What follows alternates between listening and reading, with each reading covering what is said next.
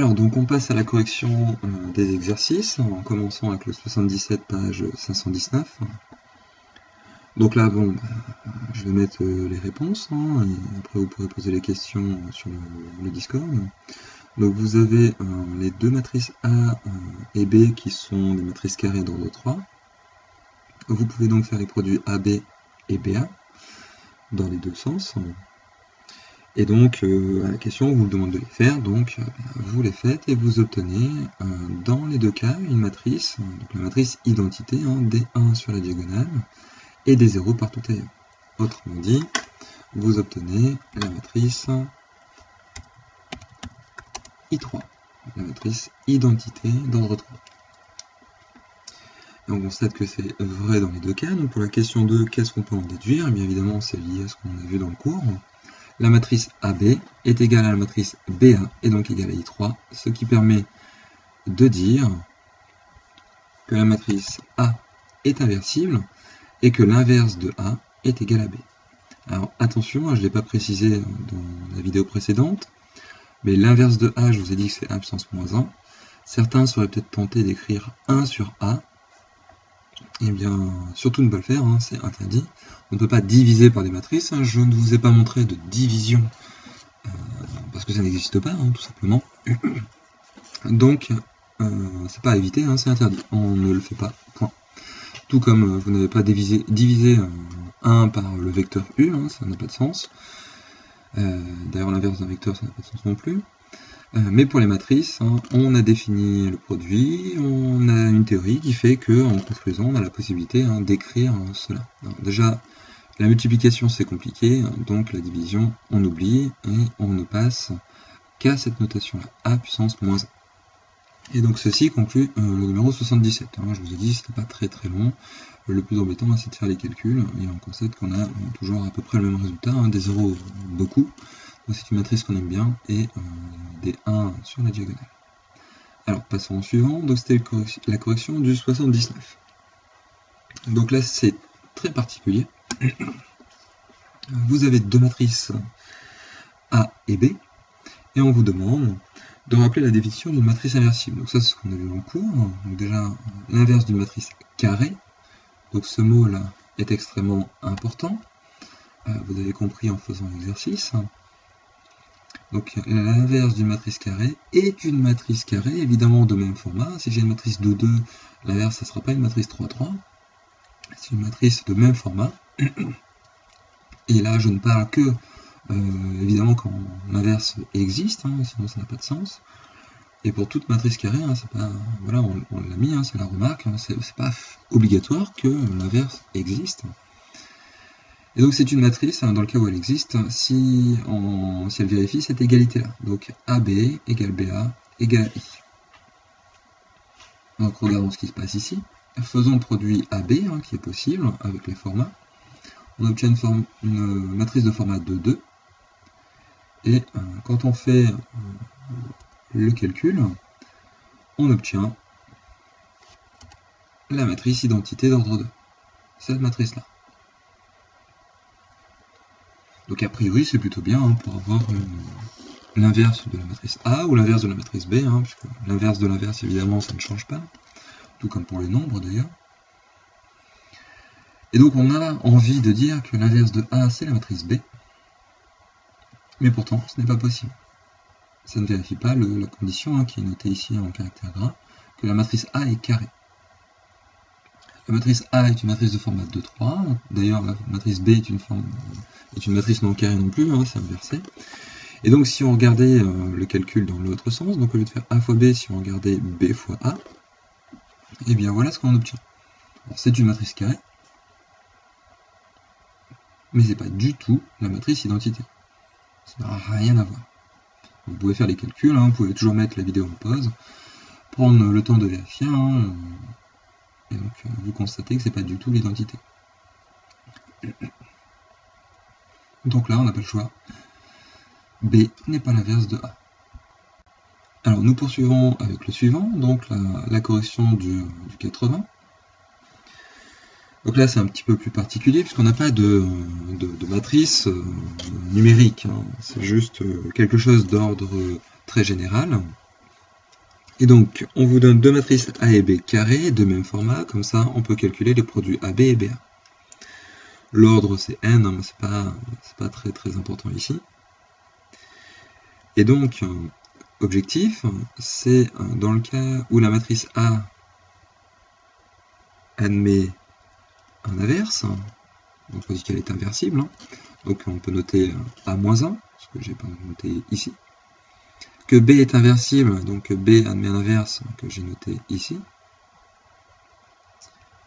On aimerait pouvoir déduire l'inverse du produit AB. Mais pour ça, on utilise la définition du cours. Et donc, il suffit de trouver une matrice qu'on a notée EC, qui vérifie que quand je prends la matrice AB qui m'intéresse et que je la multiplie par C, ou que je multiplie par C et que je multiplie par la matrice AB, eh bien je dois trouver l'identité.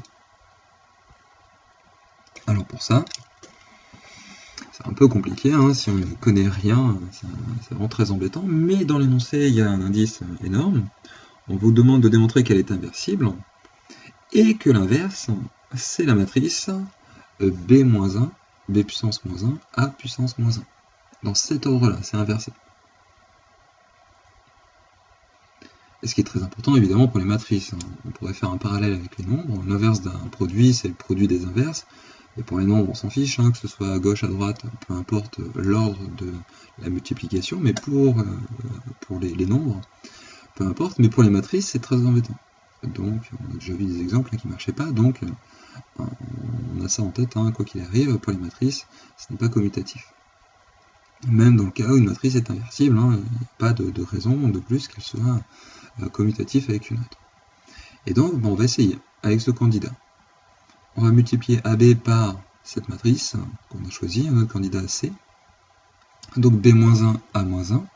Et puis on va essayer de trouver la matrice identité. Et puis on va faire pareil de l'autre côté, ça doit marcher dans les deux sens, pour trouver également l'identité. Et si on a seulement ce résultat-là, seulement si on a ça, alors on va pouvoir conclure que c'est bel et bien inversible et qu'en plus, on a l'inverse.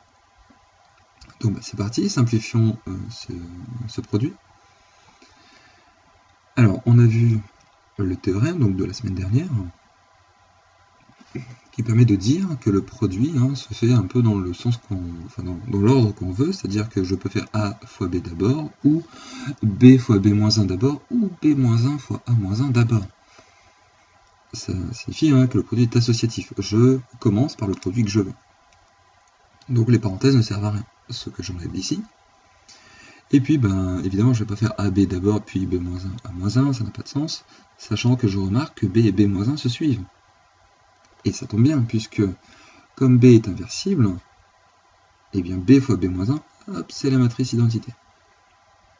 Et puis ça tombe bien, puisque quand on multiplie par, ce ne sont que des multiplications ici, mais quand on multiplie par l'identité, ça ne sert à rien, ça ne change rien, c'est comme multiplier par 1, on peut l'enlever.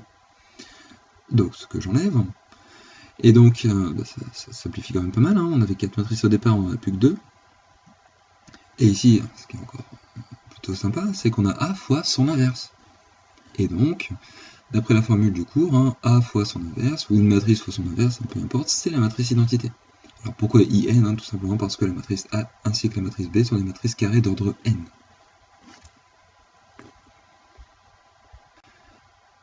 Alors faisons pareil avec le deuxième, c'est exactement le même procédé, on enlève les parenthèses, cette fois-ci au lieu d'avoir B fois B-1 d'abord, on a dans l'autre sens A-1 fois A, qui se simplifie en la matrice identité, qui s'enlève, on a donc B-1 fois B qui se simplifie en l'identité. Et donc, ces deux points-là sont vérifiés, ce qui signifie que l'inverse de AB est bien B-1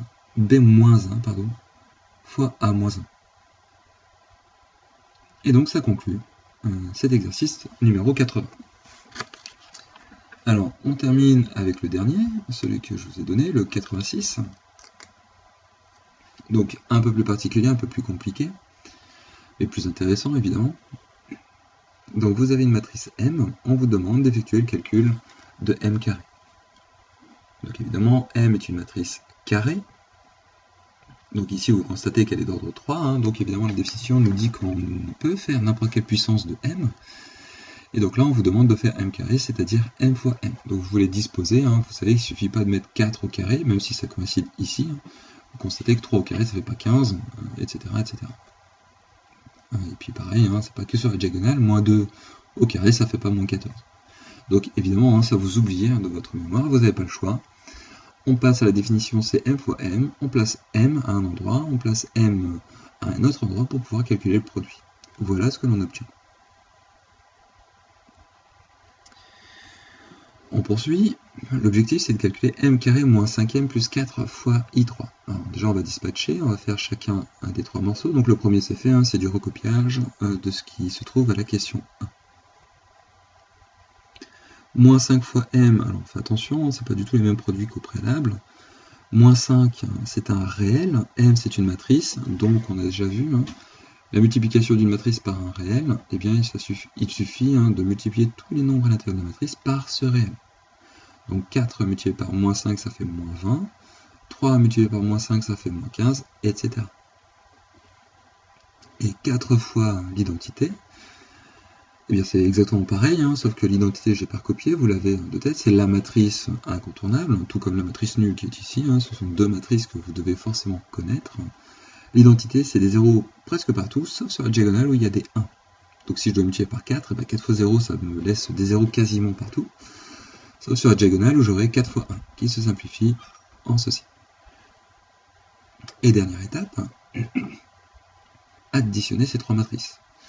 M carré, additionné avec moins 5m, additionné avec 4 fois l'identité. Vous pouvez constater, on va en faire sur un petit exemple, c'est donc évidemment tous les termes qui coïncident dans leur position de la matrice. Je vais donc avoir 16, additionné avec moins 20, additionné avec 4. Et ça fait 0. Si je fais par exemple avec ce terme-là, donc j'ai 15, additionné avec moins 15, additionné avec 0, donc ça fait 0. Donc quoi qu'il arrive, j'obtiens la matrice nulle. Et donc la dernière étape, le troisième et dernier calcul, c'est le plus compliqué. Donc eh bien, allons-y gaiement.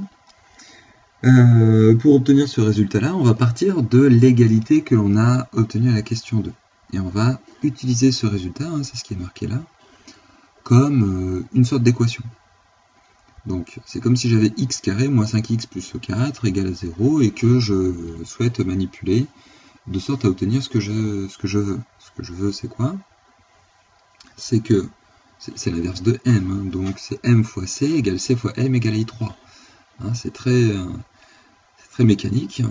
J'ai pas le choix, si je veux l'inverse, il faut que j'obtienne ça. La définition ne me donne pas autre chose, pour le moment. Mais en fait, pour la suite, j'aurai pas autre chose non plus. Pour les matrices, c'est vraiment très compliqué. Et donc, il faudrait que je factorise par m, pour avoir l'identité d'un côté, et m à gauche, et pour obtenir cette égalité-là, il faudrait que je factorise par m à droite, pour trouver la matrice qui m'intéresse. Alors, regardons ce que l'on a. On a I3 qui est ici, bah, peut-être qu'on pourrait le faire passer de l'autre côté, de l'égalité. Visualiser ça comme une équation. Et puis bah, là, j'aurai plus que du m, ça tombe bien, je souhaite factoriser, eh bien il me faut factoriser. Et puis je vais devoir dégager le 4 par une certaine manipulation. Alors, faisons ça, hein, essayons de voir ce que ça nous donne. Donc je l'ai réécrite ici. Et donc si je fais passer le 4i3 de l'autre côté, hein, c'est additionné, ça devient soustrait, j'ai donc moins 4i3 à droite. Et donc pour pouvoir factoriser, alors je fais attention, c'est pas aussi simple qu'avec les nombres. Ici, ce que j'ai, c'est pas m fois la matrice 5 en termes de produit matriciel. 5 n'est pas une matrice. Donc il faut que je fasse apparaître une matrice. Alors, ça tombe bien, hein, c'est un peu comme si vous devez factoriser par x et que vous obtenez x carré moins x. Eh bien le x, c'est pas x fois 0, c'est pas x tout seul, enfin c'est x fois 1. En termes de factorisation, on peut faire apparaître le 1. Alors, évidemment, pour les matrices, le m, il est multiplié avec la matrice identité. Donc cette égalité-là est exactement la même que celle-ci. Et donc, je peux factoriser par m à gauche. Là, le m est bien à gauche de ma multiplication. Tout comme ici, m est bien à gauche de cette multiplication. Et le 5, je peux le placer où je veux, c'est un réel, ça ne me pose pas de problème, d'après les propriétés que l'on a vues. Donc si je factorise par m à gauche, c'est facteur de quoi? Bien, de m et de moins 5 fois l'identité, ce qui est noté là. Et à droite, je n'y touche pas, moins 4 fois la matrice identité.